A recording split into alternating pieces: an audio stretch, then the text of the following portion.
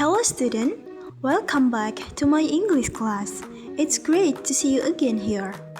I hope you are doing well and ready to learn something useful today with me. In this video, we are going to learn how to express preferences and opinions in English. Now, you might be wondering, why do we need this?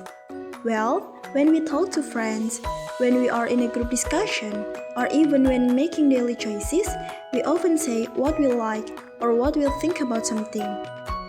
So, being able to say your preference or your opinion clearly and naturally is really helpful. Alright, so let's start with the first part of this lesson, that is asking and giving preferences. Let's talk about what a preference actually is. A preference is when you like one thing more than another.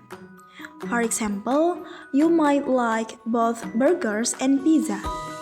But if you like pizza more, then your preference is pizza. This comes up a lot in everyday conversation. Like when someone says, "Hey, what do you want to eat?" Or "Which movie should we watch?" They are basically asking about your preference.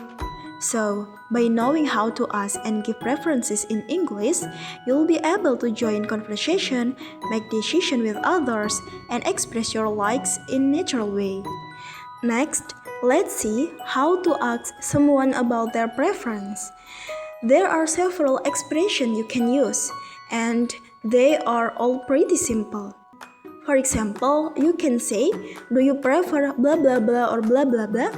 Do you prefer coffee or tea?" Or you can also say, "Would you rather blah blah blah or blah blah blah? Would you rather go to the mall or stay at home?" Or maybe you can also say, "Which do you like better? Blah blah blah or blah blah blah? Which do you like better? Playing games or watching movies?" These questions are direct, polite, and very natural in English. You can use them with your friends when you are making a plan or just chatting casually. If you want to make it more formal, like in a class discussion or survey, you can say, "What is your preference between A and B?"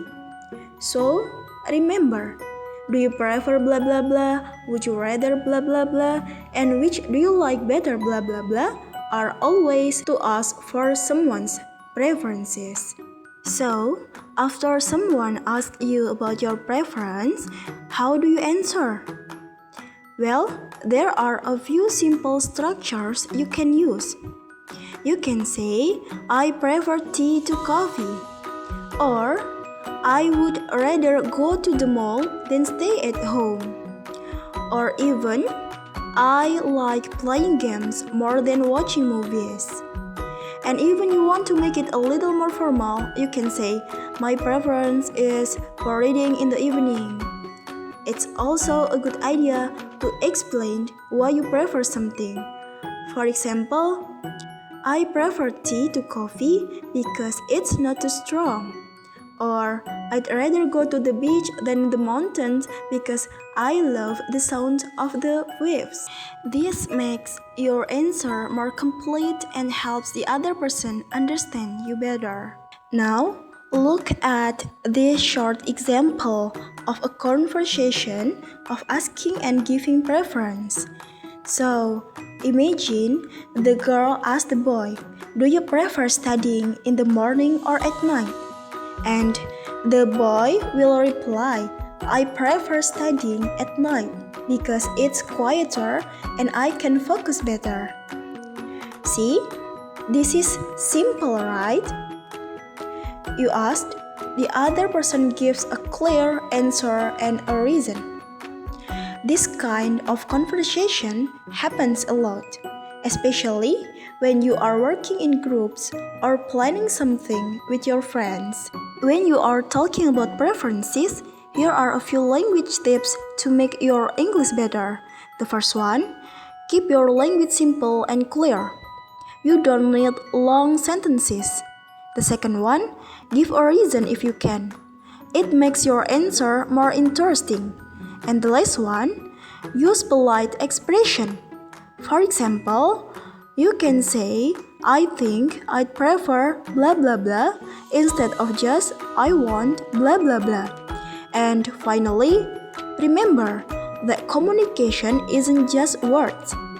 Use body language like a smile or a nod to show that you are being friendly. Great job! Now we have covered preferences. Let's move to the second part of this lesson, that is asking and giving for opinions. What are they and how do we talk about them? An opinion is what you think or feel about something. It's not always a fact, and that's okay. For example, chocolate ice cream is the best flavor. That's not a fact, it's an opinion. Someone else might prefer vanilla. Sharing opinions helps us in conversation, discussion, and debate. It shows our thoughts and it helps others understand our point of view. Here are some simple and polite ways to ask for someone's opinion. You can say, what do you think about something? What do you think about the movie? How do you feel about something? How do you feel about remote learning? Do you have any thoughts on something? Do you have any thoughts on this topic? Or what's your opinion on something? What's your opinion on the new school rule? These expressions are useful in class discussion, group work, and daily conversation. They show that you respect the other person's ideas and want to know what they think. Now, how do we give our own opinion? You can use phrases like, I think the new movie was amazing. In my opinion, online learning is helpful. Personally, I believe that group works makes learning more fun.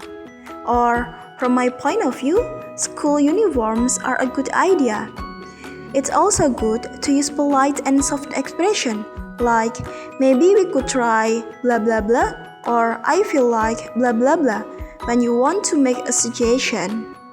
When someone gives their opinion, we can respond by agreeing or disagreeing. But remember, always do it politely. If you agree, say, I agree with you. I think so too. Or, that's true. But if you disagree, try to say it nicely. Like, I see your point, but I think blah blah blah. I understand, but I have a different opinion. Being respectful is really important when sharing ideas. So, here is a quick example of asking and giving opinion. When a people ask you, what do you think about group projects? You can answer it by saying, I think they are great because we can share ideas and help each other. This is how we share our opinions clearly and politely in a conversation. And then, here are some tips when talking about opinions. You can use modal verbs like should, must, or could. For example, I think we should try something new. You can also use adverbs like honestly, seriously, or really to add emotion. For example, honestly, I don't agree with that idea. And finally, don't forget to pay attention to your tone. Speak calmly, clearly, and politely. Your voice helps show how confident and respectful you are. Okay, now it's time to review everything we have learned today. So, first, we learned how to ask and give preferences like, do you prefer blah blah blah? And I'd rather blah blah blah.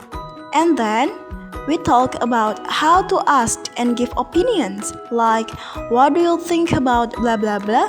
And in my opinion, blah blah blah. We also learned to explain our reasons and how to agree or disagree politely. These are everyday skills you can use in conversation with friends, family, teachers, and even in writing. So, thank you so much for learning with me today. I hope this lesson helped you understand how to express preferences and opinion in English. Remember, the more you practice, the better your English will get. Try using this expression in real life. It's fun and it will help you become a confident English speaker. So, if you enjoyed this video, don't forget to give it a thumbs up, leave a comment, and hit subscribe for more English lessons. See you in the next video and bye!